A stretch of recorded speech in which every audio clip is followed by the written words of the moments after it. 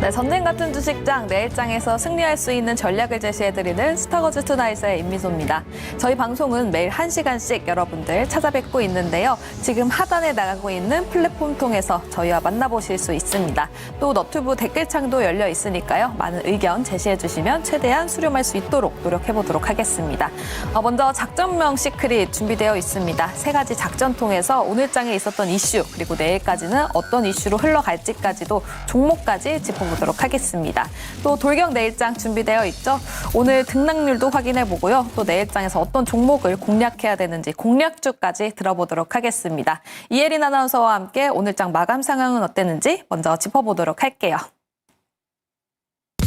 안녕하세요. 작전 매력 시크릿의 비밀 요원 이혜린입니다. 먼저 오늘 우리 시장 어떤 분위기였는지 지수부터 살펴보겠습니다. 기업들의 실적이 발표되면서 섹터별로 희비가 엇갈렸는데요. 특히나 테슬라 쇼크로 2차 전지 대형주들은 52주 신저가를 기록하기도 했습니다.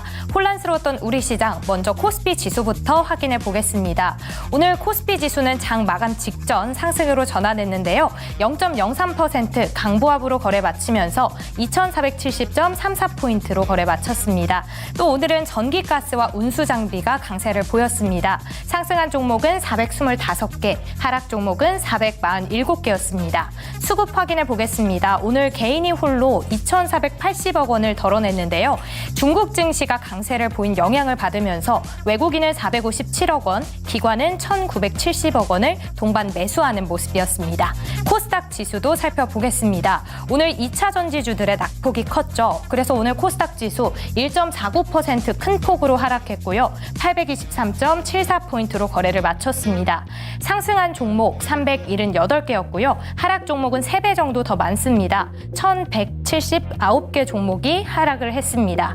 수급 보시면 오늘 개인이 홀로 2,049억 원을 담아냈지만 외국인은 682억 원, 기관은 919억 원 각각 매도세 보이면서 하방 압력을 버텨내지는 못했습니다. 이어서 오늘 꼭 짚어볼 이슈 하나씩 확인해 보겠습니다. 먼저 첫 번째 이슈입니다. 화장품 ODM 업체 국민연금도 더 담았습니다. 최근 불경기와 중국 소비 부진으로 가성비 화장품 찾고 있는 소비자가 늘고 있는데요. 중소 인디 화장품 기업이 인기를 끌면서 국내 ODM 또 OEM 기업들이 오름세를 보이고 있습니다.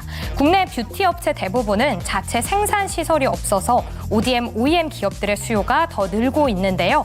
오늘 관련주들도 상승을 했습니다. 여기에 기관의 매수세가 원동력이 됐는데요.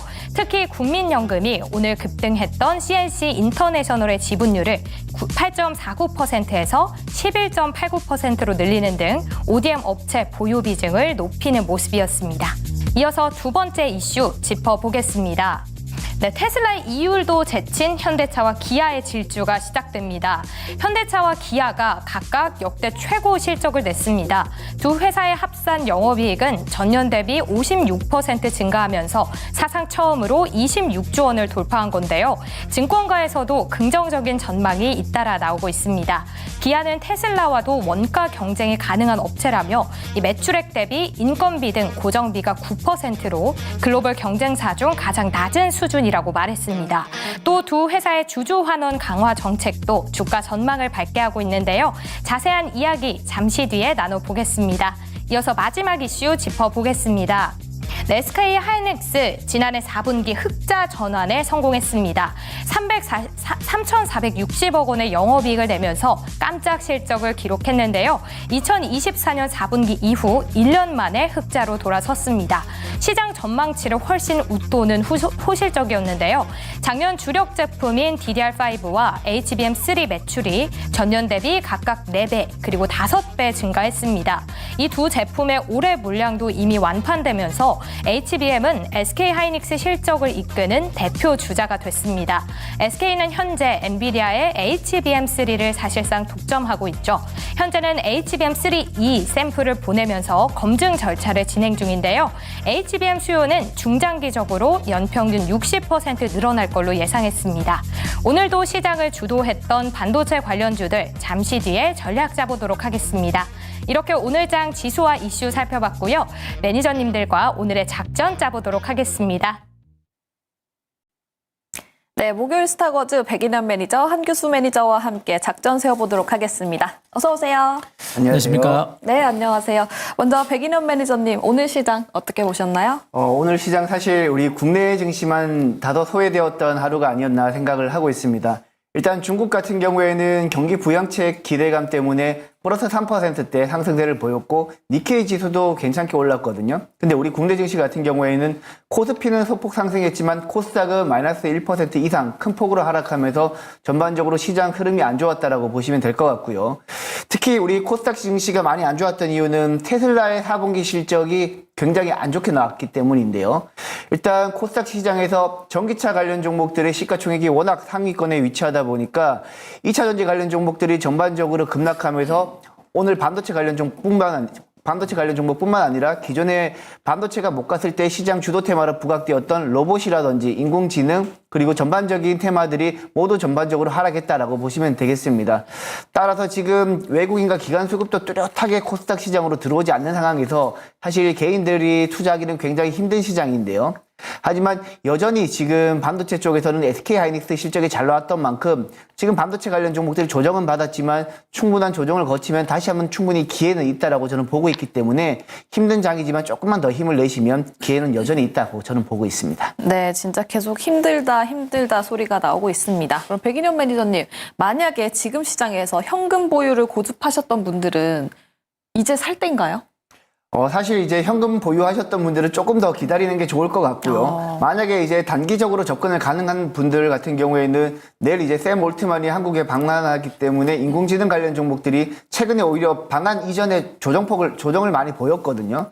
그래서 방한 당일날 오히려 인공지능 관련 종목들이 한번 변동성을 일으킬 가능성이 있기 때문에 만약에 단기적 접근이 충분히 가능하신 분들이라면 인공지능 관련 종목들, 최근에 많이 조정을 받았던 종목들 위주로 한번 들어가시는 것도 좋을 것 같고, 그리고 반도체 관련 종목들은 오늘 이제 HBM 관련 종목들 위주로 몇몇 종목밖에 안 움직였습니다. 전반적으로는 반도체 관련 종목들도 오늘 시장 흐름이 그다지 좋지는 않았다고 저는 보고 있기 때문에 반도체 관련 종목들은 여러분들이 집중적으로 매수하기 위해서는 조금은 더 기다리는 게 좋다라고 저는 생각을 하고 있습니다. 네, 투자 시에 이 부분 참고해 보시면 좋겠고요. 다음 한규수 매니저님, 오늘 시장 어떻게 보셨나요?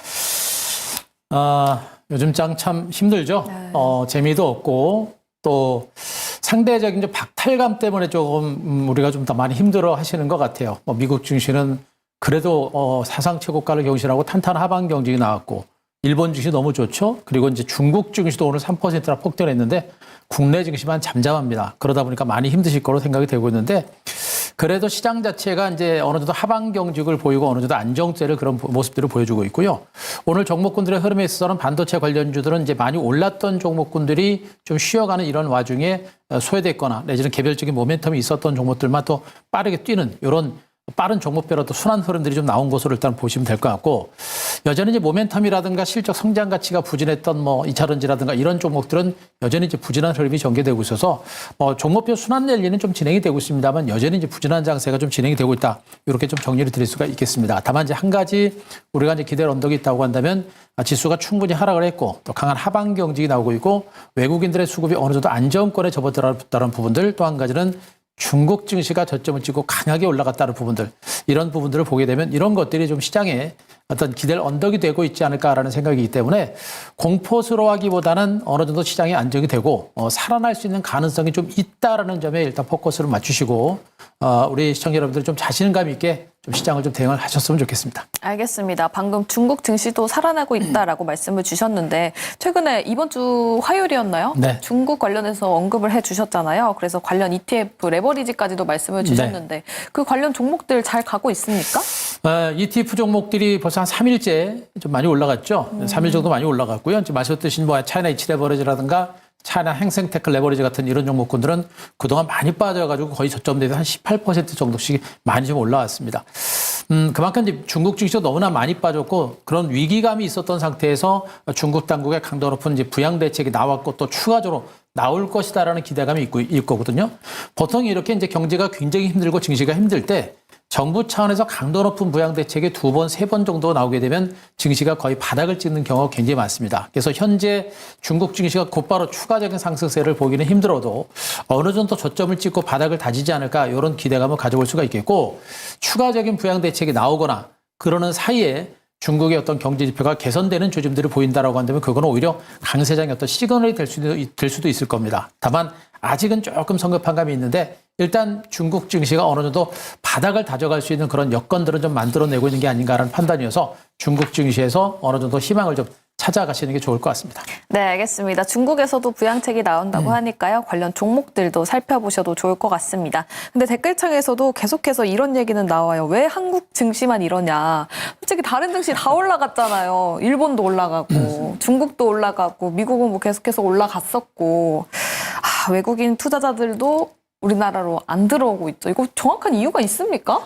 사실 이제 기존에는 중국 경기가 워낙 안 좋아서 중국에서 빠져나간 해외 자금이 일본과 한국으로 들어와야 되는데 사실 우리 한국보다는 일본 증시가 사실 모멘텀이 많았고요. 그리고 일본 정부 같은 경우에는 지난해부터 증시 부양책을 적극적으로 추진했다라는 점도 있고 그리고 올해 하반기에는 일본이 마이너스 금리를 탈피할 가능성이 높다라는 측면도 있기 때문에 일본 주식을 하려면 지금 가장 싼 시기다라고 하는 게 이제 해외 투자자들한테 조금 각인이 된 것 같습니다. 반면에 우리 한국 같은 경우에는 뭐 지정학적 리스크도 있을 뿐만 아니라 뚜렷한 상승 모멘텀은 사실 반도체 빼고는 없거든요. 그리고 몇몇 섹터 빼고는 거의 실적이 아직까지 살아나지 않는 모습이고 사실 반도체 같은 경우에도 HBM을 제외하고는 낸드랑 뭐 다른 이제 메모리 반도체 같은 경우에는 캐펙스 투자가 우리가 기대했던 만큼은 올해 투자 집행이 안 될 가능성도 높다고 보고 있기 때문에 그런 측면에서 봤을 때 사실 우리 국내 증시보다는 일본이나 뭐 다른 이제 중국 쪽, 뭐 중국 같은 경우에는 경기 부양이 안 되면 춘제 이후에도 지속적으로 경기 부양을 한다라는 얘기가 나오고 있기 때문에 네. 그쪽으로 조금 더 수급이 몰리는 것 같다라고 저는 생각을 하고 있습니다. 알겠습니다. 뭐 다른데 증시 올라가는 거 너무 부럽지만 우리 증시가 올라줘야 되는 거 아니겠습니까? 방금 또 실적 발표 이야기를 해주셨는데 첫 번째 실적과 관련된 섹터 이야기를 해보려고 합니다. 첫 번째 작전명으로 넘어가 보도록 할게요. 네, 첫 번째 작전명 큰손의 선택입니다. 국민연금도 이 섹터를 담았다고 합니다. 바로 화장품과 관련된 종목을 담았다고 하는데요. 사실 1월 들어서 1월 둘째 주부터인가요? 화장품 이야기는 꾸준히 계속해서 나왔었죠? 백인현 매니저님? 네, 일단 국내 화장품 관련 종목들은 사실 지난 2020년 이후에 코로나가 팬데믹이 끝난 다음에 뚜렷하게 실적이 개선되는 섹터는 뭐 피부 미용 의료기기 쪽이랑 화장품 쪽이 가장 뚜렷하게 실적이 개선되고 있었는데요. 지난해 12월 달에도 국내 화장품 수출이 전년 동기 대비 한 25% 증가했다는 얘기가 나왔습니다. 그리고 그 중에서도 과거에는 우리 국내 화장품 업체들이 중국 쪽으로 매출 비중이 높았는데 최근에는 비중국 쪽, 예를 들어서 미국이랑 유럽 그리고 동남아 쪽 그리고 최근에는 일본 쪽에서 급격하게 성장을 하면서 화장품 관련 업체들 같은 경우에는 실적이 굉장히 잘 나오고 있거든요. 그런데 오늘 같은 경우에는 중국 쪽도 전반적으로 경기 부양책을 시행한다는 얘기가 나오면서 국민연금이 중국 최근에 이제 화장품 ODM 업체들 지분을 늘렸다는 얘기도 나오고 있죠. 기존에는 비중국향으로 매출이 늘어나면서 화장품 실적이 잘 나왔는데 이제는 중국 쪽 경기가 살아나면서 중국 쪽에서도 화장품이 잘 팔린다라면 사실 화장품 업체들은 피크아웃이 아니라 새롭게 다시 시작하는 국면에 도달할 수 있다라고 보고 있습니다. 네. 지금 화장품 관련 종목들 여러분들이 접근을 하실 때는 개인적으로 화장품 특정 브랜드를 가지고 있는 업체들보다는 ODM이나 OEM 업체로 접근을 하시는 게 가장 좋은데 왜냐하면 전반적으로 다양한 화장품을 다루기 때문에 특정 브랜드가 판매가 잘 안 되더라도 다른 쪽에서 판매가 받쳐주기 때문에 ODM, OEM 업체를 투자할 때 선호하는데 국민연금도 마찬가지였던 것 같습니다. 국내 대표적인 ODM사 같은 경우에는 코스맥스랑 한국콜마, CNC 인터내셔널 같은 경우가 있는데 지금 뭐 코스맥스, CNC 인터내셔널, 한국콜마 연초 대비 주가가 굉장히 많이 올랐고 특히 코스맥스 같은 경우에는 중국 쪽 법인 비중이 크기 때문에 향후에 중국 경기가 살아난다고 했을 때는 코스맥스의 주가 추이도 여러분들이 눈여겨보신다면 충분히 메리트가 있지 않을까라고 생각하고 있습니다. 네, 알겠습니다. 화장품 브랜드 개별주보다는 OEM, ODM 업체를 선택하는 게 보다 더 좋다라는 이야기를 들어봤는데요. 한교수 매니저님도 화장품 관련주들 지금 보고 계십니까? 보고는 있어요. 보고는 있는데 일단 뭐 말씀하셨듯이 지금 화장품 쪽에서는 ODM, OEM 업체가 가장 좋습니다. 일단 실질적으로 화장품 원료와 관련된 공통 분모를 가지고 있는 업체들이기 때문에 업황 자체는 다소 부진하더라도 이쪽 업체들은 이제 실적이라든가 이런 부분이 이제 좋아질 수밖에 없는 상태여서 그나마 ODM, OEM 쪽이 그나마 제일 나은 것으로 일단은 생각을 하고 있고요. 다만 이제 이들 종목군들도 그렇고 이제 다른 그 화장품 업체들도 그렇고 최근 이제 주가가 어느 정도 일부 실적 개선이라든가 이런 부분들도 좀 선 반영돼 있고요. 중국에서 이탈을 해서 일본과 동남아 그리고 유럽이라든가 미국 쪽으로 이제 방향을 틀면서 실적이 약간 개선되고 있는 부분이 있습니다만 그 부분도 어느 정도 저는 반영이 된 것으로 일단은 보고 있습니다. 시장이 좀 살아나고 경제가 좀 살아나게 되면 그때는 이제 화장품주가 또 한번 뭐 움직일 수 있는 여건들은 되겠습니다만 지금처럼 뭐 시장이 침체되고 있는 이런 상태에서 화장품주들이 이제 개별적으로 급격하게 올라가기는 쉽지는 않지 않을까라는 그런 생각을 좀 하고 있어서 일단 지금은 이제 화장품주 전반에 걸쳐서 이제 관망은 하되 나중에 이제 시장이 좋아질 때 그때 한번 뭐 보셔도 늦지 않을까라는 생각하고 있습니다. 알겠습니다. 아직까지 좀 보수적인 입장을 유지하고 계신 것 같습니다. 백인현 매니저님, 화장품 관련주들 지금 뭐 저가 브랜드가 굉장히 인기다 이런 얘기도 있고, 네. 혹은 뭐 색조 화장품이 굉장히 인기 있다라는 이야기 작년부터 있었잖아요. 네. 그 추세가 계속해서 지속되고 있나요? 지금 현재 그 추세가 지속되고 있고요. 특히 이제 색조 화장품 같은 경우에는 이제 우리 국내에서는 ODM 업체 중에서 CNC 인터내셔널이 색조 화장품 관련해서는 조금 더 특화되어 있는 ODM 업체라고 보시면 될 것 같고, 그리고 전반적으로 국내 화장품 ODM 업체들 같은 경우에는 중저가 브랜드에 조금 특화되어 있기 때문에 글로벌 시장에서 중저가 브랜드가 잘 팔릴 경우에는 국내 ODM 업체들이 수혜를 받는다라고 보시면 될 것 같습니다. 알겠습니다. 그럼 화장품 관련 종목 보시는 거 있을까요? 네, 저는 이제 코스맥스 좋게 보고 있고요. 코스맥스 같은 경우에는 이제 국내 ODM 업체 중에서 대장주라고 보시면 되는데, 네. 과거 코스맥스가 처음으로 이제 성장을 할 때 중국 법인이 폭발적으로 성장을 하면서 성장했던 기업이 바로 코스맥스입니다. 그래서 지금 비중국향으로 매출 비중이 늘어나면서 코스맥스가 실적이 잘 나오고 있지만 중국까지 잘 나온다라면 코스맥스는 다른 업체들에 비해서 조금 더 퍼포먼스가 크다라고 저는 보고 있고요. 그리고 4분기 실적도 굉장히 잘 나올 것으로 증권사 전망이 나오고 있는데, 제가 이제 증권사 리포트를 보게 되니까 코스맥스 4분기 영업이익이 326억 나오면서 전년 동기 대비 한 1000% 이상 급증할 거라고 얘기도 나오고 있기 때문에, 네. 4분기 실적을 감안했을 때는 코스맥스가 가장 눈여겨보실 만한 종목이라고 저는 보고 있습니다. 네, 코스맥스 실적과 관련해서 눈여겨볼 종목이다라고 들어봤습니다. 한규수 매니저님은 네. 보시는 종목 따로 있으신가요? 저도 이제 딱히 보고 있는 건 없고요. 뭐 저도 마찬가지로 코스맥스 괜찮습니다. 일단 이 회사가 이제 가지고 있는 탄탄한 그 실적이라든가 이런 부분들이 그나마 괜찮은 종목이고요. 아까도 얘기했습니다만 전반적인 시장 자체가 살아나고 이제 경기가 좀 좋아지게 되면 이런 종목이 좀 더 올라갈 수 있는 여러 좀 있다라고 보시면 될 것 같고요. 네. 아직까지는 뭐 너무 크게 보지 말고 좀 관망하다가 시장이 좀 살아나는 그런 흐름들이 좀 나오고 할 때 그때 한번 같이 보셔도 될 것 같습니다. 근데 요즘 시장 분위기가 좀 실적을 확인하자, 넘버 찍히는 거 보자 이러잖아요. 네. 그럼 화장품은 사실 확실히 지금 실적이 나오고 있는 종목인데 안정적인 측면에서는 어떻게 보십니까? 안전하죠. 일단 코스맥스 같은 종목은 일단 안전한데 화장품주들이 워낙에 긴 시간 동안 많이 빠졌어요. 많이 빠져 있는 상태에서 이제 어느 정도 바닥을 찍고 실적 개선에 대한 기대감을 가지고 또 일부 인디 브랜드 같은 관련주들은 단기 좀 올랐고요. 또 ODM, OEM 관련주들도 괜찮은 종목이 이미 좀 올랐습니다. 그래서 상대적으로 안정적인 부분들이 있는데 이제 성장성이라고 하는 부분들이 얼마만큼 더 갈 것인가라는 겁니다. 이 성장성이라고 하는 부분들은 역시 이제 경기하고 직접적인 영향을 갖고 있기 때문에 경기가 살아나야 화장품에 대한 어떤 수요가 늘어나고 그에 따른 실적 개선을 기대할 수 있기 때문에 경기가 굉장히 밀접한 부분에서 우리가 볼 때 경기 회복 국면에서 우리가 이 화장품주들을 볼 때 좀 더 좋은 결과를 기대할 수 있지 않을까 이렇게 생각하고 있습니다. 알겠습니다. 경기가 회복돼야 된다라고 말씀을 주시면서 성장 관련해서도 이야기를 주셨어요. 그럼 백인현 매니저님, 갑자기 한규수 매니저님 말씀을 듣다가 생각이 난 건데 성장성하고 엮어보자면 사실 화장품이 일본으로도 지금 굉장히 좋은 추세를 네. 유지하고 있고 미국도 시장 좋다 이런 얘기 나왔잖아요. 그럼 앞으로 동남아나 유럽 쪽에서 더 좋다라는 얘기가 나와야 크게 주가가 올라가지 않을까요? 이미 동남아나 유럽 쪽에서도 좋습니다. 네. 지금 이제 12월 달 같은 경우에는 미국 쪽 수출 비중이 굉장히 큰 폭으로 늘어났고, 그 다음에 이제 뭐 동남아나 유럽 그리고 일본 쪽에서 크게 늘어났는데 이미 해외 시장에서는 우리나라 우리 화장품 업체들의 판매량이 늘어나고 있다라고 보시면 될 것 같고요. 네. 그리고 이제 지금 우리가 눈여겨볼 부분은 이제 중국 쪽밖에 없습니다. 중국 쪽 매출 비중이 상대적으로 이제 중국 경기가 살아났을 때 중국 쪽에서 매출 비중이 본격적으로 크게 늘어날 종목들을 여러분들이 선별해서 접근을 해야 되는데 제가 봤을 때는 그게 코스맥스라고 생각을 해서 여러분들에게 말씀을 드렸던 겁니다. 알겠습니다. 앞으로 계속 성장세가 유지됐으면 좋겠습니다. 화장품 관련해서 이야기 나눠봤고요. 그럼 두 번째 작전 세우러 넘어가 보도록 할게요. 네, 두 번째 작전입니다. 현대차, 기아 실적 드라이빙입니다. 일단 오늘 실적 발표가 됐는데 시장에서는 두 가지로 보고 있는 것 같아요. 어쨌든 매출, 영업이익이 굉장히 좋았기 때문에 실적이 잘 나왔다.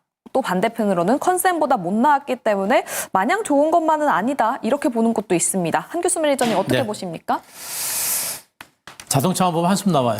그러니까요. 정말 이 주식이라는 게 이제 타이밍, 그 때가 있는 겁니다. 이제 증시가 어느 정도 좋아지고 할 때 이런 실적을 발표를 하고 또 이렇게 영업이 잘 되게 되면 주가가 엄청나게 시세를 많이 주는 건데 시장 자체가 별로 안 좋다 보니까 그 타이밍에 맞춰가지고 너무나 영업을 잘하고 실적이 좋음에도 불구하고 전체적인 시장 자체가 이제 안 좋다 보니까 주가가 좀 못 갔던 그런 상태여서 좀 아쉬운 부분이 굉장히 컸던 부분들은 분명히 우리나라 현대차, 기아 자동차 그룹의 그 주가 흐름에서 굉장히 아쉬웠던 부분이라고 보시면 될 것 같습니다. 일단 실적이 좋아지고 있는 부분들, 지난해 실적이 그렇게 좋은 것은 우리가 이제 어느 정도 다 알고 있었던 내용이에요. 굉장히 실적이 좋았고 저평가를 했다는 부분들은 분명히 알고 있었던 것이고 그것이 오늘 다시 한번 확인이 된 것뿐입니다. 그래서 기아 현대차 그룹이 합산해가지고 26조 원이 넘는 그런 사상 최대 영업이익을 달성했다는 그런 소식 때문에 이제 동반해서 올라갔는데 일단 지난해 실적은 좋습니다만 이제 올해 전반적인 시장 전망치를 봤을 때 자동차 판매라든가 영업 증가치를 약간은 보수적으로 잡았습니다. 그래도 현대 기아자동차에서는 지난해보다는 올해 영업 실적을 좀 더 높게 잡고 있고 그만큼 판매를 할 수 있다는 그런 자신감을 필요로 했기 때문에 올해도 현대자동차, 기아차의 어떤 매출 증가라든가 실적 증가세를 분명히 이어질 가능성이 높은 것으로 보고 있고요. 가장 중요한 부분이 이제 테슬라보다도 영업이익률이 더 높게 나왔습니다. 그래서 테슬라보다도 더 높게 나왔던 부분들에 대해서는 분명히 우리가 주목할 필요가 있겠고 지금 현대 자동차 메이커들 중에 도요타, 그다음에 이제 폭스바겐, 그다음에 현대자동차가 이제 글로벌 3위 업체로서 입지를 다지고 있는데 장기적으로 봤을 때 현대 기아자동차가 글로벌 탑 티어로 올라갈 수 있다는 그런 전망도 나오고 있습니다. 최근 현대자동차의 제품이라든가 내지는 시장의 어떤 반응이라든가 호응이라든가 이런 걸 보게 되면 현대자동차, 기아차에 대한 어떤 글로벌적인 어떤 호응도가 상당히 높아서 장기적인 어떤 경쟁력은 저는 상당히 높다라고 보여지고 있습니다. 그래서 장기적으로 봤을 때 이들 자동차주들의 주가는 갈 수 있는 가능성이 높은데 역시 이들 종목이 가려면 시장이 전반적으로 좋아져야 되고 한국 경제가 전반적으로 좋아지고 외국인들의 자금이 들어오고 증시가 좀 올라갈 때 그럴 때 이들 종목의 주가가 좀 더 올라갈 수 있는 여러 가지 있지 않을까 하는 생각이어서 앞으로 장이 좋아지게 되면 현대차, 기아차는 분명히 갈 수 있다는 그런 판단을 하고 있고요. 그런 가운데서도 역시 이제 자동차주들은 역시 분명히 아쉬웠던 부분들은 역시 이제 올해 영업의 전망치를 높게는 잡았는데 당초보다는 약간 보수적으로 잡은 부분들, 그러니까 실적 피크아웃에 대한 우려감이 있기 때문에 주가가 지금 당장 막 치고 가거나 이럴 가능성은 아직은 높지는 않습니다. 다만 시장이 분명히 전체적으로 좋아지고 경기가 회복되는 조짐이 나올 때는 그때는 실적을 따라서 주가가 움직이지 않을까 그 정도는 기대하고 있습니다. 실적 피크아웃 이게 지난 연도 작년에도 계속해서 얘기를 했었던 것 같아요. 작년 이맘때도 실적 피크아웃 그래서 주가 안 가지 않을까요? 주가 안 갈 것 같은데요. 이러는데 계속 영업이익 좋다 그러고 매출도 잘 된다고 하니까 기사가 나올 때마다 그래도 올라가기는 갔습니다. 근데 그 상단을 잘 못 뚫고 있는 것 같아요. 현대차도 그렇고 기아도 그렇고. 일단 기본적으로 현대차랑 기아 같은 경우에도 전기차가 잘 팔려야 됩니다. 테슬라뿐만 아니라 지금 테슬라가 전기차가 잘 안 팔리면서 4분기 영업이익이 반토막 나면서 테슬라가 급락을 했는데 우리 현대차 그룹도 마찬가지입니다. 미국 시장에서 전기차가 잘 팔려야지만 현대차 그룹의 주가가 실적이 잘 나올 향후에도 잘 나올 거라고 보고 있고요. 그리고 제가 자동차를 말씀드릴 때 항상 말씀드렸던 게 기준금리입니다. 지금 사실 기준금리 인하 기대감이 많이 컸을 때 지난해 12월 달이었죠. 그때 현대차 그룹의 주가가 굉장히 좋았는데 1월 들어서 기준금리 인하 기대감이 기존 3월에서 5월로 딜레이 되면서 전반적으로 자동차 관련 종목들이 하락을 했던 겁니다. 이미 충분히 하락을 했다라고 생각을 해서 오늘 실적이 컨센보다 못 나왔다는 얘기도 있긴 하지만 전반적으로 현대차 그룹의 실적이 긍정적으로 나왔기 때문에 오늘 강하게 반등을 준 모습이고요. 그리고 팁을 하나 드리자면 최근에 이제 자동차 종목 같은 경우에는 시가총액이 작은 부품주들보다는 현대차나 기아의 주가가 더 변동성이 크기 때문에 상대적으로 현대차나 기아 위주로 매매를 하시는 게 좋을 거라고 생각을 하고 있고, 그리고 현대차보다는 기아의 주가 퍼포먼스가 더 크다라는 점에서 향후에 이제 주가가 뭐 지금 현재 바닥을 확인하고 반등을 보였는데 다시 한번 조정을 보이면서 이전 바닥 수준까지 하락을 한다라면 여러분들은 기아를 매집하는 게 조금 더 유리하다고 저는 보고 있습니다. 기아를 매집하는 게 조금 더 좋다라고 말씀을 주셨는데 그러면 자동차 부품주는 따로 안 보세요? 부품주도 보고 있는데 부품주 보는 경우에는 이제 현대차 그룹뿐만 아니라 우리 국내 이제 자동차 부품주들 같은 경우에는 현대차 그룹향 매출 비중이 워낙 크기 때문에 현대차 그룹 실적에 따라 많이 움직이는데요. 일단 현대차 그룹뿐만 아니라 제가 보는 종목은 이제 해외 그 완성차 업체들까지 같이 공급사로 네. 가지고 있는 업체들 위주로 보는 게 더 좋다라고 생각을 하고 있습니다. 알겠습니다. 그러면서 주신 종목으로는 SL을 주목해보자라고 대본에 써 있어서 제가 대신 읽어봤습니다. 네. 다음 한규소 매니저님께 또 여쭤보고 싶은 게 오늘 수급이 좀 들어왔었던 게 워낙 밸류가 저평가되어 있다라는 인식 때문에 수급이 들어오긴 들어왔는데 네. 이게 과연 지속적으로 이어나갈 수 있을까에 대한 의문이 굉장히 강해진 시장이라고 그쵸? 알고 있거든요. 과연 수급이 얼마나 계속 들어올 것인가 굉장히 중요한 포인트고요. 수급이 계속해서 들어온다라고 한다면 뭐 기아, 현대차의 주가는 더 갈 수 있는 여력은 분명히 있을 걸로 일단 보여집니다.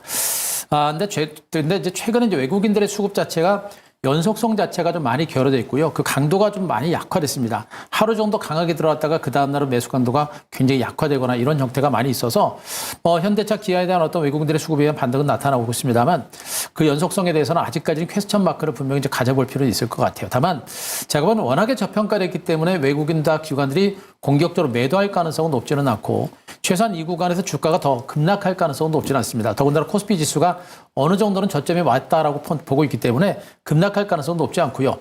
만약에 여기서 코스피 지수가 만약에 점진적으로 올라간다고 한다면 현대차, 기아차의 반등은 또 추가적으로 올라갈 수 있는 가능성이 좀 높다라고 보여주고 있습니다.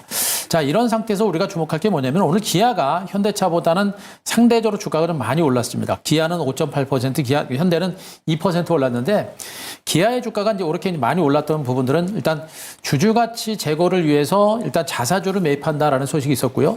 자사주를 매입을 하고 그 중에 일부를 소각한다라는 그런 얘기가 지금 나오고 있습니다. 이것이 주가 상승의 또 원동력이 됩니다. 아시다시피 우리나라 증권시장은 이제 기업들이 배당률이 굉장히 전 세계적으로 굉장히 낮습니다. 그래서 배당률이 낮기 때문에 외국인들의 어떤 자금이 많이 들어오지 않는 그 원인 중에 하나여가지고 코리아 디스카운트를 해소하기 위해서는 배당률을 높여야 된다. 기업들이 배당을 많이 해줘야 된다는 것이 이제 첫 번째고요. 배당과 더불어서 자사주 매입을 통해서 소각을 해야 되는데 자사주를 소각을 안 하고 가지고 있다가 그것은 뭐 대주주가 활용하는 그런 그 방편으로 사용하는 그런 이제 병폐가 있었죠. 해외에서는 자사주를 매입을 하게 되면 바로 소각을 해서 기존의 주식을 가지고 있는 주주 가치를 제고시키는 그런 형태를 가지고 있기 때문에 지금 기아는 이런 형태의 어떤 자사주 소각을 했기 때문에 오늘 반등이고 이런 재료가 앞으로 계속해서 나오게 되면 아마 종목군들이 저평가를 해소하는 그런 호재가 될 수 있습니다. 해소가 될 수 있어서 아마 기아가 있기 때문에 현대차도 하지 않을까라는 그런 기대감도 해볼 수 있는데 이거는 분명히 호재가 될 수 있겠고요. 이런 부분들이 여타 기업으로까지 확산되게 되면 아마 지금 이제 긍정적인 호재로 작용하지 않을까 이렇게 기대를 하고 있습니다. 알겠습니다. 그럼 자동차 섹터 내에서 보고 계신 종목 따로 있으실까요? 예, 방금 말씀하셨던 기아가 뭐 저는 제일 낫다고 보고 있습니다. 항상 뭐 기아하고 현대차를 봤을 때는 기아의 주가 흐름 자체가 상당히 좋았고요. 상대적으로 기아의 자동차 판매가 전 세계적으로 굉장히 글로벌적으로 생각보다 인기를 많이 끌었다는 부분들 봤을 때 기아가 그나마 괜찮을 거로 보고 있고요. 최근에 주가 흐름하고 수급적인 측면에서도 기아가 괜찮아서 기아를 탑으로 먼저 보고 그다음에 현대차 그리고 나머지 밑으로 보시는 게 좋을 것 같습니다. 알겠습니다. 그중에서 탑픽은 기아로 꼽아주셨습니다. 주주환원 강화 정책의 주가 전망이 밝다고 하니까요. 이 부분 참고해 보시면 좋겠습니다. 그럼 세 번째 작전으로 넘어가 보도록 할게요. 네, 세 번째 작전명입니다. 실적 따로, 주가 따로입니다. 백일현 매니저님. 일단 뭐 실적이 좋을 거다라는 이야기, 흑자 전환할 것이다라는 이야기는 많이 나오다가 네. 실적이 좋게 나왔어요. 근데 주가 떨어질 줄 알았습니까? 사실 이제 최근에 우리 국내 증시 같은 경우에는 실적이 잘 나왔을 때 오히려 세론이 나오는 경우가 많아가지고 네. 약간 아침에 걱정은 했었습니다. 일단 반도체 관련 종목들 전반적으로 바닥에서 많이 상승한 상태에서 실적이 잘 나왔기 때문에 일단 오늘 SK하이닉스 같은 경우에도 장 초반에는 강한 모습을 보이다가 2차 전지 관련 종목들이 급락하게 되면서 반도체 관련 종목들 같이 빠지는 모습을 보였거든요. 일단 SK하이닉스도 그런 차원에서 조정을 받았던 게 아닌가라고 생각을 하고 있고 일단 많은 투자자들이 반도체 관련 종목들 좋긴 한데 여전히 바닥에서는 많이 올랐기 때문에 약간은 부담스러워하는 구간인 것 같습니다. 다만 오늘 같은 경우에는 SK하이닉스가 실적 발표뿐만 아니라 향후에 HBM 관련해서는 2배 이상 투자를 한다라고 언론 보도를 통해서 말했던 만큼 HBM 관련 몇몇 종목들은 좋은 모습을 보이기도 했습니다. 뭐 IMT 같은 경우에는 25% 급등하면서 장을 마감했고요. 그리고 오로스 테크놀로지 같은 경우에도 장중에 급등 출발했지만 뭐 차익 매물이 나오긴 했지만 전반적으로 HBM 관련 종목들 그리고 HBM 테스트 관련 종목들 위주로 좋은 모습을 보였다라고 보시면 될 것 같습니다. 일단 전반적으로 반도체 관련 종목들이 지금 고점에 대한 부담감이 있기 때문에 당분간은 치고 뻗기에는 조금은 탄력이 부족할 수 있다라고 저는 보고 있습니다. 그래서 반도체 관련 종목들은 여전히 좋지만 지금부터 신규 진입하기에는 조금은 시차를 둔 상태에서 신규로 진입한다라면 다시 한번 기회는 있다라고 저는 보고 있습니다. 알겠습니다. 지금 SK하이닉스 뭐 HBM은 좋을 것이다라는 예상이 굉장히 많았고 낸드와 디램 쪽을 확인해봐야 된다라는 뷰가 굉장히 있었는데 어떻습니까? 사실 이제 반도체 업체들이 제가 이제 판단하기에는 반도체 업체들이 올해 공격적으로 캐펙스를 늘리기에는 조금은 부족하지 않을까라고 생각을 합니다. 일단 지금 디램이랑 랜드 쪽보다는 디램이랑 랜드에서 이제 디램 쪽 HBM 관련해서는 캐펙스를 집중적으로 늘릴 텐데 랜드 쪽은 상대적으로 캐펙스 투자가 조금은 지지부진하지 않을까라고 생각을 합니다. 물론 이제 지난해보다는 훨씬 좋겠지만 우리가 기대했던 만큼은 아닐 수도 있다. 다만 HBM 쪽으로는 집중적으로 하기 때문에 여러분들도 만약에 접근을 하신다라면 HBM 관련 밸류체인 종목들이 조정을 받았을 때 그쪽 위주로 들어가는 게 더 전략적이라고 저는 보고 있습니다. 반도체 섹터 내에서 전략은 HBM 관련해서 그 밸류체인 안에 있는 종목들을 보면 좋다라고 말씀을 들어봤고요. 다음 한규순 매니저님, 이번에 SK하이닉스 실적과 관련해서 네. 조기 감산 종료 이런 시그널이 따로 있었을까요?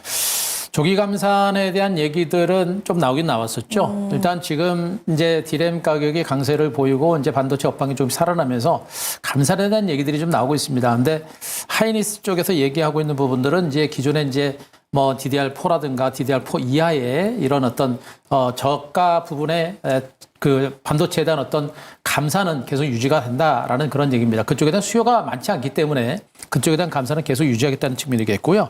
지금 이제 HBM을 비롯해서 DDR5 쪽에서는 수요가 굉장히 많이 있습니다. 그래서 그쪽은 감산하지 않고 현 상태에서 계속해서 유지를 하면서 어느 정도 증산을 통해서 물량을 좀 맞추려고 하는 그런 어떤 움직임들은 좀 나오고 있는 것 같아요.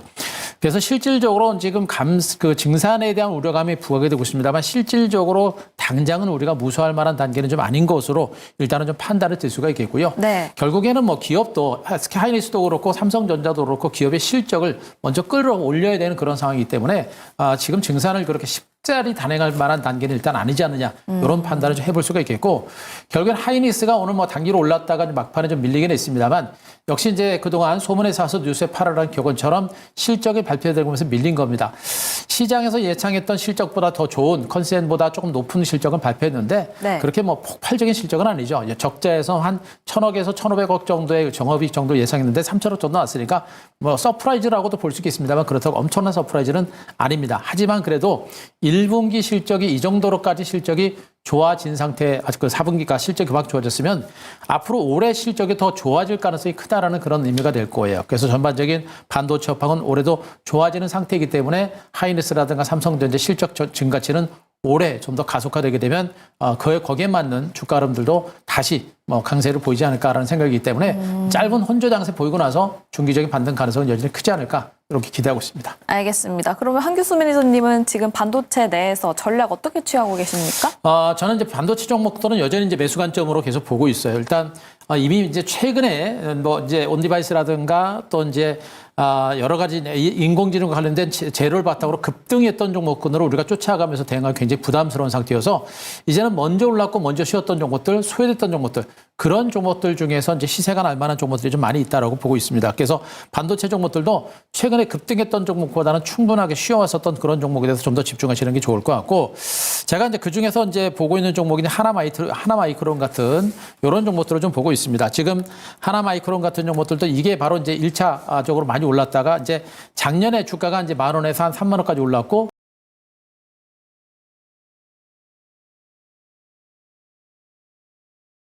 굉장히 반도체 패키징과 관련 기록하고 있는데 이렇게 선제적으로 이렇게 먼저 쉬어왔었던 종목이 이제 서서히 이제 부각될 수 있는 가능성이 높다고 보시면 됩니다. 그래서 반도체 패키징과 관련된 부분들 또 반도체 검사 장비와 관련된 부분들 이런 업체들이 이제 서서히 실적을 바탕으로 움직일 가능성이 높겠죠. 그래서 하이닉스의 실적 발표를 선들해서 실적이 좋아지는 이런 종목이 서서히 부각될 수 있어서 언제는 하나마이크론 같은 이런 종목들도 우리가 좀 보실 필요는 있을 것 같습니다. 네, 한교수 매니저 반도체 내에서는 하나마이크론을 주목해보자라는 이야기 들어봤습니다. 다음 백인현 매니저님 반도체 내에서 보는 종목 있으신가요? 네, 넥스틴 지난 화요일 날에 한번 소개해드렸던 넥스틴이 저는 여전히 좋아 보입니다. 제가 이제 지금 반도체 관련 종목 볼 때 투자 포인트는 HBM 관련 종목들 좋긴 한데 조금 조정을 보여야지만 매수 관점에서 볼 수 있을 것 같고요. 그 외의 투자 포인트로는 중국 쪽 매출 비중이 높은 종목들 위주로 저는 눈여겨보시는 게 좋다라고 생각을 합니다. 왜냐하면 여전히 미국이 중국을 압박하고 있는 상태에서 중국이 반도체 내재화 움직임을 보이고 있기 때문에 생각보다 다른 글로벌 업체들 비해서 중국은 내재화 움직임을 보여야 되기 때문에 캐펙스를 굉장히 공격적으로 올해 투자할 가능성이 매우 높다라고 보고 있습니다. 따라서 중국향 매출 비중이 굉장히 높은 넥스틴이 상대적으로 수혜를 볼 수 있다라고 저는 보고 있고요. 그리고 넥스틴 같은 경우에는 웨이퍼 패턴 결함 또는 이제 파티클 검사 장비이기 때문에 마진율도 굉장히 높은 종목입니다. 그렇기 때문에 다른 종목들에 비해서 영업이익률도 굉장히 높고 그리고 중국향 캐펙스 투자가 올해 본격적으로 진행될 때 상대적으로 비중이 높은 넥스틴이 여전히 저는 좋다라고 보고 있습니다. 알겠습니다. 중국 쪽으로의 매출 비중이 굉장히 높다고 하고요. 영업이익도 굉장히 많이 남을 수 있다. 마진율이 좋기 때문에 영업이익 관련해서도 기대를 해볼 수 있다고 합니다. 넥스틴까지 들어봤습니다. 이렇게 작전명 시크릿은 마무리 지어보도록 하고요. 내일장으로 돌격해보도록 할게요.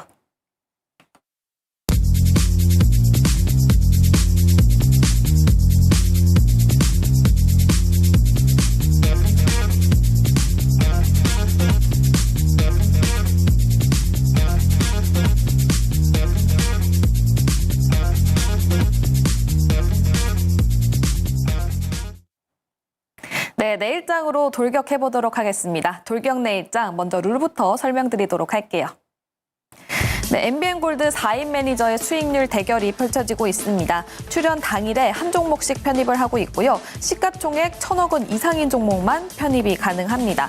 수익률은 매일 종가를 기준으로 합산값이 나가고요. 방송 다음 날 거래일 지정가로 편입이 됩니다. 매수가에 도달하지 못했을 경우에는 시초가로 편입이 됩니다. 또 목표가 터치 시에 가격 전략 재설정이 가능하고요. 손절가와 익절가 터치 시에 포트에서 제외됩니다. 단 월 4회 가격 전략 수정이 가능하니까요. 이 부분 참고해 보시면 좋겠고요. 또 매도는 언제든지 가능합니다. 방송 다음 날 시초가로 매도가 가능합니다. 다음 매니저별 정거래일 대비 등락률 확인해 보도록 할게요. 네, 오늘 장에서는 정종택 매니저가 빨간불을 켜줬습니다. 어제보다 3.93% 상승하는 모습을 보여주면서 마무리가 됐습니다.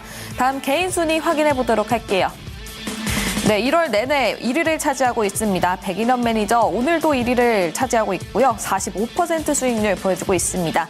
2위에는 정종택 매니저, 그리고 3위에는 한교수 매니저 자리하고 있습니다. 다음 종목별 순위 확인해 보도록 할게요.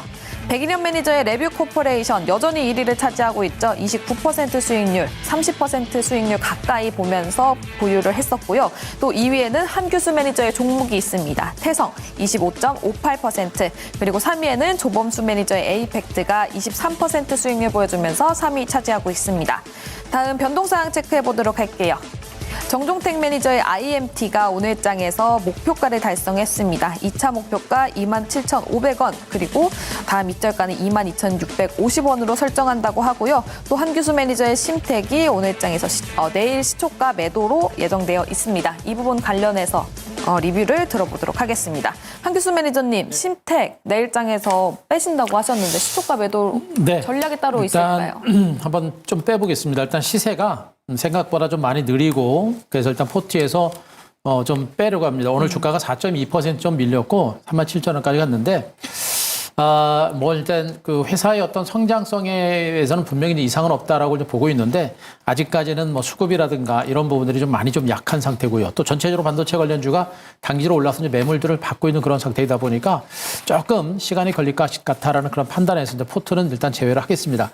다만 이제 주가 흐름 자체가 뭐 붕괴되는 것은 아니고요. 이제 약간 횡보하는 그런 과정 중에 밀린 그런 상태이다 보니까 조금 뭐 지루한 흐름이 좀 나올 것 같고요. 그런 지루한 흐름이 나오고 나서 나중에 이렇게 많이 쉬었던 종목이 나중에 움직일 때는 굉장히 빠른 시세가 나올 수 있습니다. 그래서 일단은 포트에서 빼고 아까 좀 지루하겠습니다만 중장기적으로는 여전히 뭐 긍정적인 종목이다. 이렇게 정리를 드리겠습니다. 네, 태성 포트에서 제외는 시키지만 여전히 중장기적으로는 굉장히 좋은 전망을 유지하고 있습니다. 다음 한 종목 더 리뷰해 보도록 할게요. 네, 그 삼성 SDS도 종목도 한번 보겠습니다. 이 종목도 이제 손절가를 터치를 해서 이 종목을 이제 포트에서 제외를 하겠습니다. 일단 주가가 최근에 횡보세를 기록하다가 이제 눌림이 나왔는데 특별하게 악재가 있었던 것은 아니고요. 외국인 투자간의 매물이 나오면서 주가가 이제 밀렸었던 그런 위치라고 보시면 되겠죠. 전체적인 시장 재추도 안 좋았고 그러면서 외국인들의 매물에서 주가가 밀렸던 부분들인데 여전히 이제 생성형 AI 시장과 관련된 성장성이 이제 부각이 되고 있고요. 내년에 그 사업이 이제 본격화되면서 성장성이 다시 부각이 될 수 있는 가능성은 여전히 크다라고 보고 있습니다. 추세적으로도 장기적인 하락 추세에서 벗어나서 이미 상승 추세로 전환하는 와중에 앞에서 같은 이런 눌림목 조정이 나오고 있는 것으로 일단 보고 있어서 이런 눌림목을 주고 나서 중기적인 재반등 가능성은 여전히 크다라고 보여집니다. 아직은 빠른 종목은 아니지만 시장 흐름과 더불어서 완만하게 다시 한번 회복세를 볼 수 있는 가능성이 높아서 가지고 있는 분이라든가 관심이 있는 분들은 아직은 홀딩하시면서 저가 매수는 단행을 하되 다만 이제 속도가 좀 늦을 수 있어서 포트폴리오에서는 손절가 터치했기 때문에 일단 포트에서 제외를 하겠습니다. 네, 삼성 SDS 회복 기다려보도록 하겠습니다. 다음 백인현 매니저님 두 종목 리뷰할 수 있습니다. 어떤 종목부터 해볼까요? 네, 먼저 제일 최근에 소개해드렸던 Y랩 먼저 소개해드리도록 하겠습니다. 사실 Y랩 같은 경우에는 제가 추천 이후에 그 다음날 급등했다가 밀렸던 종목인데요. 오늘 같은 경우 웹툰 콘텐츠 관련 종목들이 전반적으로 급락했음에도 불구하고 Y랩은 2%대 상승세를 보였기 때문에 향후에 웹툰 콘텐츠 관련 종목들이 다시 한번 반등을 보일 때 Y랩이 대장주로 치고 나갈 수 있는 여력이 있다라고 저는 보고 있기 때문에 여전히 Y랩 눈여겨보시면 될 것 같고 그리고 올해 네이버 웹툰이 상장할 때 네이버 웹툰이 Y랩의 지분도 가지고 있기 때문에 가치에서 이제 수혜주로 부각될 수 있다는 점도 여러분들이 투자 포인트로 챙겨가시면 될 것 같습니다. 그리고 레이크 머트리얼즈 반도체 관련 종목도 하나 더 챙겨보도록 하겠습니다. 레이크 머트리얼즈 같은 경우에는 지금 손절가 15,000원을 앞두고 있는데요. 일단 충분히 조정을 보인 상태이고 차트를 한번 보시게 되면 지난 12월부터 1월달까지 꾸준히 기간 수급이 들어오고 있는 상황이기 때문에 사실 조정은 보였지만 크게 걱정할 것 없다라고 저는 보고 있고요.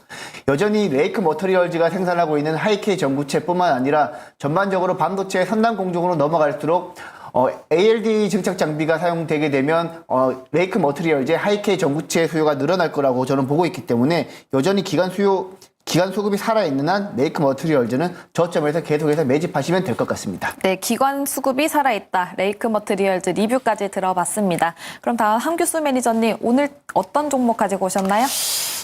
오늘 가지고 온 종목은 지난번에 포트에 편입을 했다가 목표가 달성을 해서 뺐었던 종목 중에 태성이라는 종목을 다시 한번 가져왔습니다. 지금 이제 단기적으로 오르고 나서 크게 안 빠지고 지금 하방 경직이 나오고 추세적으로 이제 흐름 자체가 아직은 살아있는 모습이어서 이 정도 위치에서는 한 번 정도 더 움직일 수 있는 가능성이 있는 것으로 좀 보고 있어서 이 종목을 좀 편입을 좀 하겠습니다. 뭐 아시겠습니다만 지금 이제 PCB 공정과 관련된 자동화 설비를 생산 업체인데 최근에 이제 고성능 PCB가 계속해서 많이 만들어지고 있기 때문에 그에 따른 자동화 설비가 계속해서 수요가 늘어나고 있는 그런 모습이고요. 현재 이 종목은 대표적인 온디바이스 AR 관련주로 AR 관주로 부각이 되고 있는 종목 중에 하나입니다. 이미 이제 고성능 프리미엄 기판 수요가 계속해서 늘어나고 있고 그 수요가 이미 지난해 3분기에 1년치 이상의 수주를 어느 정도 해놓은 상태이기 때문에 올해 실적 증가세가 상당히 강하게 나올 수 있는 가능성이 높은 종으로 보시면 되겠죠. 그래서 단기적인 변동성이 있어서 일단 어제 그저께 뺐습니다만 다시 이제 매수 타임이 좀 온 것으로 보고 있어서 오늘 다시 한번 포트에 좀 넣겠습니다. 오늘 종가 매수단가 5,190원을 중심으로 오늘 매수단가 해보고요. 목표가는 조금 짧게 5,900원 제시를 드리고 손절가는 4,700원 제시드리겠습니다. 알겠습니다. 목표가를 따로 짧게 잡으신 이유가 있으실까요? 일단 시장이 전체적으로 조금 불안해서 일단 시장이 좀 전체로 불안해서 목표가 너무 크게 잡는 것보다는 좀 짧게 가는 게 맞을 것 같고요. 네. 아마 내일 이후에 시장이 좀 더 안정되고 또 반도체 관련주가 충분히 안정되는 게 확인이 되게 되면 목표가를 더 높여 잡아도 되지 않을까 싶습니다. 네, 알겠습니다. 온디바이스 AI로 엮이고 있는 종목입니다. 태성 매수가는 5,190원, 목표가는 5,900원, 또 손절가는 4,700원을 제시해 주셨습니다. 또 참고로 한규수 매니저님 태성으로 25% 수익률을 보고 포트에서 제외시켰던 종목이니까요. 이번에도 시세 기대해 보도록 하겠습니다. 다음 백일현 매니저님 어떤 종목 편입하시나요? 네, 코난 테크놀로지 편입하도록 하겠습니다. 사실 최근 시장 분위기가 워낙 안 좋다 보니까 단기 이벤트가 있는 종목 위주로 매매하는 게 저는 좋다라고 생각을 하고요. 샘 올트만 방한을 앞두고 기존의 인공지능 대장주였던 코난 테크놀로지가 상대적으로 수혜를 받을 수 있다라고 저는 보고 있습니다. 일단 코난 테크놀로지 같은 경우에는 텍스트랑 비디오 기반 인공지능 서비스 솔루션을 공급하고 있는 업체이고요. 그리고 제가 눈여겨보는 부분은 챗GPT 같은 생성형 AI 같은 경우에는 대형 언어 모델이라고 하죠. LLM의 중요성이 굉장히 중요한데 국내 대표적인 LLM 관련 종목이 바로 코난 테크놀로지입니다. 코난 테크놀로지는 지금 코난 LLM을 출시해서 올해 본격적으로 매출 기대감이 부각되고 있고요. 그리고 지금 파라미터가 131억 개 그리고 410억 개 LLM을 지금 출시했기 때문에 상대적으로 챗GPT 3.5 버전 같은 경우에는 1,700억 개 이상의 파라미터를 공급하고 있는데 코난 테크놀로지는 상대적으로 소형 LLM을 공급하고 있다는 점에서 최근 트렌드가 소형 LLM의 중요성도 올라가고 있다는 점에서 코난 테크놀로지가 상대적으로 수혜를 받는다라고 보시면 되겠습니다. 그리고 최근에 이제 오늘 언론 보도를 보게 되면 메타랑 구글이랑 마이크로소프트도 소형 언어 모델 쪽으로 지금 개발을 하고 지금 그쪽으로 투자를 집중적으로 하고 있기 때문에 네. 코난 테크놀로지의 코난 LLM이 상대적으로 향후에도 부각될 수 있다는 측면에서 코난 테크놀로지 눈여겨보시면 될 것 같고요. 차트 보시면서 제가 수급적으로도 한번 체크해 보도록 하겠습니다. 지금 코난 테크놀로지 같은 경우에는 최근에 인공지능 관련 종목들이 전반적으로 급락했고 조정을 받은 상태에서도 21선에서도 안정적으로 올라가는 모습을 보여주고 있고요. 그리고 지금 기간 수급 같은 경우에도 올해 1월달 들어서 며칠을 빼고는 거의 다 계속해서 꾸준히 수급이 들어오고 있기 때문에 코난 테크놀로지는 지금 구간에서 안정적으로 매집하셔도 된다라고 보고 있고 일단 매수가는 39,000원 보고요. 목표가는 43,000원 그리고 손절가는 37,000원 보도록 하겠습니다. 네, 샘 올트만 방한을 앞두고 있기 때문에 이벤트와 관련해서 코난 테크놀로지 움직일 가능성이 있다라고 말씀해 주셨습니다. 또 소형 LLM 중요성이 굉장히 크고 있는 시장이니까요. 이 부분 체크해 보시면서 코난 테크놀로지 확인해 보셔도 좋겠습니다. 매수가는 39,000원, 목표가는 43,000원, 손절가는 37,000원 제시해 주셨습니다. 다음 매니저들과 소통할 수 있는 창구도 안내해 드리도록 할 텐데요. 먼저 한규수 매니저님 어디로 가면 좋을까요? 예, 제가 오늘 장 마감 후에 역시 이제 무료 방송을 했습니다. 지금 한규수 네이버 밴드에 가시게 되면 오늘 녹화 방송이 올려져 있고요. 너튜브를 통해서 한규수 누르시면 오늘 그 녹화된 내용들을 드실 수 있을 겁니다. 자, 저는 지금 현재 지수가 바닥이다라고 이제 판단하고 있고요. 그 바닥권에서 우리가 조금씩 물량을 매집해 줄 만한 그 유망 종목을 여러분들한테 방송을 통해서 말씀을 드리고 있습니다. 그 내용들을 유튜브하고 그리고 이제 한규수 네이버 밴드 가셔서 확인하시기 바라고요. 지금은 위기다라는 관점보다는 기회다라는 관점으로 시장을 한번 보셨으면 좋겠습니다. 네, 알겠습니다. 저가에 어떤 종목을 줍줍해야 되나 고민이 되시는 분들은 한규수 매니저의 네이버 밴드 그리고 무료 방송까지 많은 관심 부탁드리겠습니다. 백인현 매니저님도 안내해 주시죠. 네, 내일 아침 8시에 유튜브에서 백인현 매니저 검색하시면 최근 힘든 장에서도 여러분들이 접근할 만한 종목들 제가 꼼꼼히 챙겨 드릴 거고요. 그리고 오늘 2차 전지 관련 종목들 전반적으로 급락했는데 거기에 대한 제가 코멘트도 해드릴 겁니다. 그리고 이제 제가 네이버 밴드도 운영하고 있는데요.